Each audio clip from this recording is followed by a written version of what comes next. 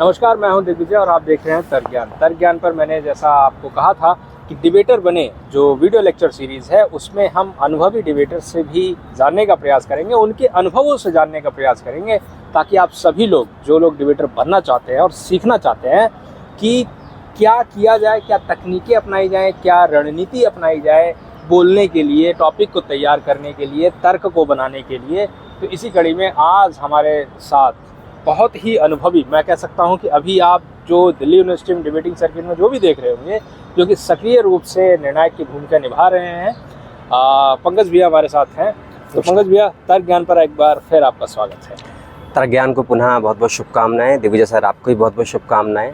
आपका चैनल तरक्की करे और पुनः मौका दिया उसके लिए जैसा कि आपका भी प्रयास रहता है और आप जहाँ भी जाते हैं तो डिबेटर और बने और डिबेट कैसे करें, इन सब सोचने समझने तर्क की बातों को आप बच्चों को सिखाते भी हैं।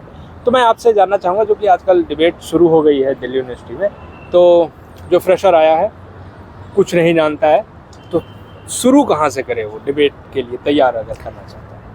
वाद विवाद आर्ट और कला दोनों ही है, ऐसा मुझे लगा अपने जीवन में भी। और जो नए बच्चे आज आ रहे हैं, कंटेंट की कोई नहीं कमी है किसी के पास भी। कंटेंट को प्रस्तुत कैसे करना है, ये तरीका बच्चों को सीखना पड़ेगा, पहली चीज़। और दूसरी चीज़, विषय वस्तु हम किस विचारधारा और किस आधार से ले रहे हैं, ये भी बड़े महत्वपूर्ण रखता है आजकल के विषयों में। क्योंकि आजकल के विषय ये ज़रूरी नहीं है कि आपको वर्तमान के ही दे दिए जाते हैं। विषय ऐसे भी होते हैं वाद विवाद में जो भविष्य को लेकर भी होते हैं, और कई बार भूतकाल में भी मैथोलॉजी को लेकर कई विषय रख दिए जाते हैं। तो वर्तमान संदर्भों में वर्तमान के विषयों का प्रयोग कैसे करना है, ये सीखना अति आवश्यक है आज के डिबेटर्स के लिए। तो मैं वही कह रहा हूँ कि वो जो बच्चा आया है वो कैसे थोड़ा सा स्टार्ट कैसे करे? क्या वो न्यूज़पेपर पढ़ना शुरू करे, बोलना उसको, अगर वो बोलता है तो उसके पैर डगमगाते हैं या घबराहट आ जाती है दिमाग में, जो पढ़ा लिखा सब भूल जाते हैं? बहुत सिंपल तरीका है इसके लिए। पूर्व के उनके कॉलेज के संस्थान के जो भूतपूर्व सीनियर्स रहे हैं, उनके वक्तव्यों को सुने। हमारे अच्छे नेता रहे हैं पॉलिटिक्स में, चाहे अटल जी रहे हों उसमें, मुखर्जी सर रहे हों उसमें, दिनकर जी ऐसे वक्ता हो, उनकी सुषमा स्वराज जी रही हूँ बेहतरीन वक्ता है इस समय अपने समय की अलग अलग भाषाओं में वाद संवाद को किस प्रकार से प्रस्तुत कर सकते हैं, प्रस्तुतिकरण वहाँ से सीखा जा सकता है। किसी भी नेगेटिव बात को प्रस्तुत करने का तरीका क्या हो सकता है, एग्रेशन होना चाहिए कि नहीं होनी चाहिए, और किसी भी सकारात्मक बात को प्रस्तुत करते वक्त में क्या हमारी बॉडी लैंग्वेज हाव भाव होने चाहिए कि इतने ही उत्साह में ना हो जाएं कि किसी की भावना आहत हो जाए। तो पूर्व के वक्ताओं से ये हम सीख सकते हैं।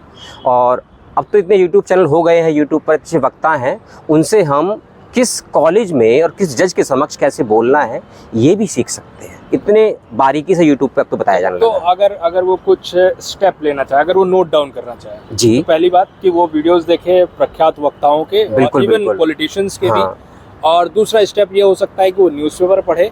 हाँ बिल्कुल। और अगर मान लीजिए कि उसको बहुत ज़्यादा अगर पढ़ना पड़े तो उसे अगर बोरिंग लगता है, उससे कैसे निजात पाए? ये आमतौर पर देखा गया है बच्चों में, क्योंकि बड़ी फास्ट दुनिया है, T20 में जीती है ये, हर काम रील्स में चाहिए इसको। तो उसके लिए अच्छा तरीका है कि किताबें पढ़ने का शौक़ नहीं है ना किसी को, जैसे हमारे समय में गाइड या कुंजी चला करती थी, आजकल भी रील्स के माध्यम से भी, खासकर इंडिया में तो बहुत कम है, फॉरेन कंट्रीज में ज़्यादा होता है, फ्रेंच, जर्मन, रशियन, इसमें मिलेगा आपको, जो बड़े बड़े अच्छे डिबेटर्स के ऑटोबायोग्राफी ऐसा ऑडियो प्रोवाइड करवाते हैं। तो ऑडियो में अगर बच्चे सुनेंगे ज़्यादा, क्योंकि उसमें लिसनिंग होती है, हेयरिंग नहीं होती है, और लिसनिंग हेयरिंग में बहुत ज़्यादा फर्क होता है साइकोलॉजी पॉइंट ऑफ व्यू से। तो बच्चे अगर सुनना सीख जाएंगे तो बोलना स्वतः ही उनको आ जाएगा। चलिए ठीक है, तो डिबेटर बनने में सिर्फ हम उसको पूरी तरीके से डिबेटर बना रहे हैं जो लोग लेक्चर सीरीज देख रहे हैं, तो इसमें हम सिर्फ वक्ताओं को ही तैयार नहीं कर रहे, हम इसमें निर्णायकों को भी कुछ क्लू बिल्कुल बिल्कुल तरीके के, आप अगर निर्णायक अच्छे निर्णायक कैसे हो सकते हैं, कैसे हो सकते हैं। तो मैंने अभी कुछ बताया था, लेकिन आपसे मैं जानना चाहूँगा 2-3 तरीके बताएं कि जिससे वो अच्छा निर्णायक बन सके, स्पेशली संसदीय वाद विवाद प्रतियोगिता में, क्योंकि ज्यादातर सवाल जो है वहाँ पर निर्णायकों से किए जाते हैं। ये अच्छा सवाल है आपका, और पहली बार ये सवाल आया कि निर्णायक भी बना जाता है, और ये अति आवश्यक है कि हर व्यक्ति हर कुछ काम सीख कर ही कुछ करता है। और कई निर्णायक ऐसे होते हैं जो अपने आप को सर्वे सर्वा मानकर आ जाते हैं कई प्रतियोगिताओं में। ऐसा तो बिल्कुल नहीं होना चाहिए। अगर आप भी निर्णायक बनना चाहते हैं मेरे साथियों, बच्चों, दोस्तों, अपने आप को पूर्वाग्रह से निर्णायकों को दूर रखना चाहिए। उनकी निजी विचारधारा क्या है इसको कार्यक्रम के दौरान प्रतियोगिता को दूर रखना चाहिए। उसकी निजी विचारधारा क्या है, हमको जज करना है कि वक्ता ने क्या वक्तव्य दिया है अपने बिंदुओं के माध्यम से। तो हमें अपनी वैचारिकी को नहीं, दिए गए विषय वस्तु के आधार पर बच्चे को निर्णय देना है, उसको जज करना है, ये हमको ध्यान रखना है। दूसरी चीज, बच्चे की समझ कैसी है विषय को लेकर और वर्तमान परिस्थितियों को लेकर, ये भी निर्णायक को समझ होनी चाहिए।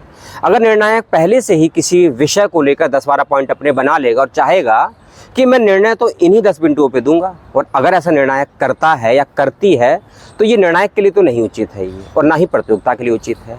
निर्णायक को पहले से कोई भी विचारधारा विषय वस्तु नहीं बनानी चाहिए। ऑन द स्पॉट जो विषय रखे गए हैं, तो जो बिंदु आए हैं उस पर ही अपनी राय देनी चाहिए, पहली चीज़। दूसरी चीज़, निर्णायक, कई बार मैंने देखा है, आमतौर पर सुना, बच्चे ही बताते हैं कई कॉलेज में भी, कि निर्णायक जब निर्णय देते हैं उस समय कुछ और काम भी करने लगते हैं, किसी से बातचीत करना या कुछ खाना पीना या ये तो निर्णायक को बिल्कुल नहीं। आपको अगर 10 मिनट 15 मिनट का समय मिला है सुनने के लिए, तो ये आपका दायित्व बनता है और ये कर्तव्य भी है कि आपको किसी के भविष्य का फैसला करना है परिणाम के माध्यम से। तो आपको एक श्रोता होना अति आवश्यक है निर्णायक को। हम डिमांड करते हैं कि प्रतिभागी को सुनना चाहिए, जी नहीं, निर्णायक को भी एक अच्छा श्रोता होना चाहिए। एक अच्छा श्रोता ही अपने वक्तव्य को तभी अच्छे से प्रस्तुत कर पाएगा। तो निर्णायक का श्रोता होना भी अति आवश्यक है आज की परिस्थितियों में।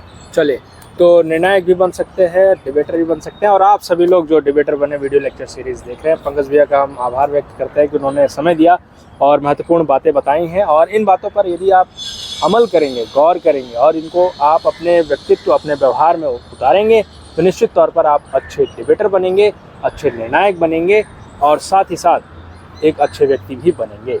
तो बहुत बहुत धन्यवाद। मिलेंगे बहुत ही जल्द किसी अन्य दूसरी वीडियो में और किसी अन्य सीनियर वक्ता के साथ या किसी अन्य विषय के साथ। डिबेटर बने वीडियो लेक्चर सीरीज आप देखते हैं। धन्यवाद।